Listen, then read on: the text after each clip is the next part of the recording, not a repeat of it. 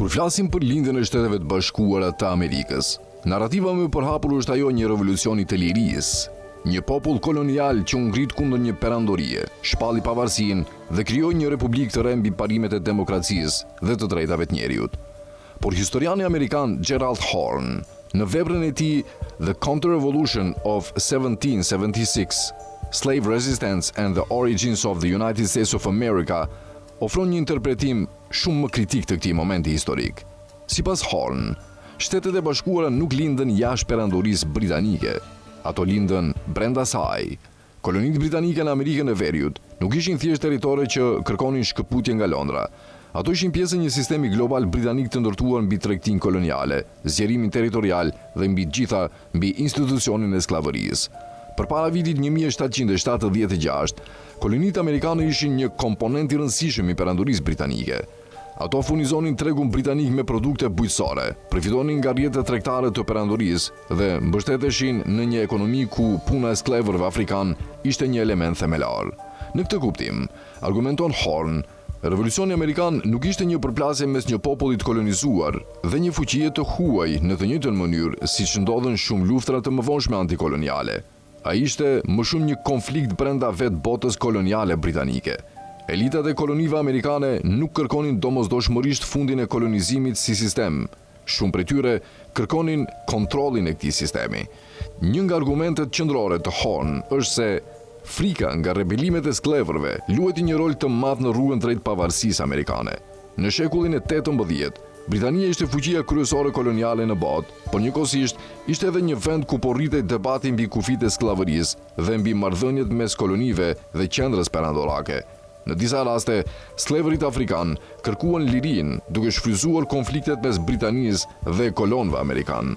Horne argumenton se një pjesë e elitave koloniale amerikane u shqetësua jo vetëm nga kontrolli britanik, por edhe nga mundësia që ndryshimet politike në perandorin britanike të kërcënonin sistemin e skllavërisë në kolonitë jugore.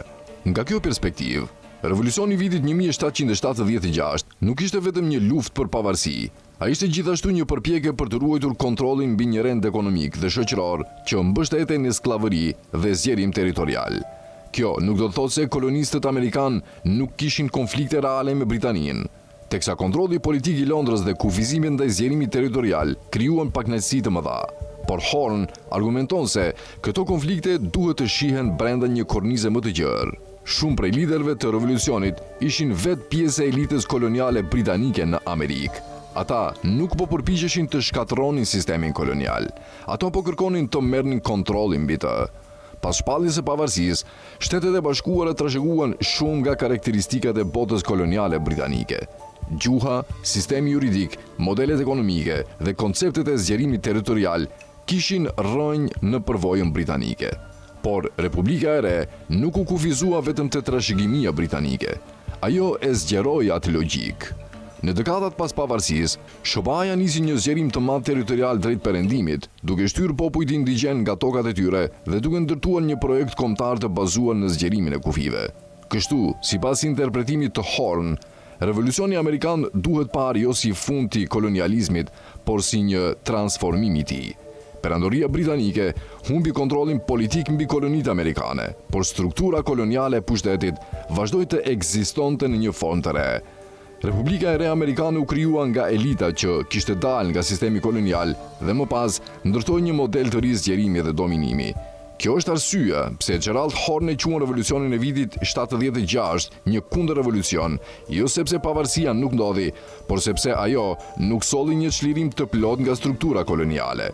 Përkundrazi, ajo lejoi që një pjesë e elitave koloniale të merrnin kontrollin e një sistemi që më parë drejtohej nga Londra.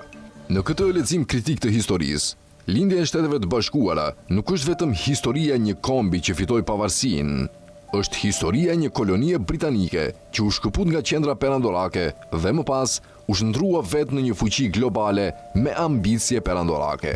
Nga perandoria britanike lindi një republikë e re, por kjo republikë nuk u shkëput plotësisht nga logjika e perandorisë. Ajo trashëgoi atë, e transformoi dhe më vonë e zgjeroi në një shkallë globale.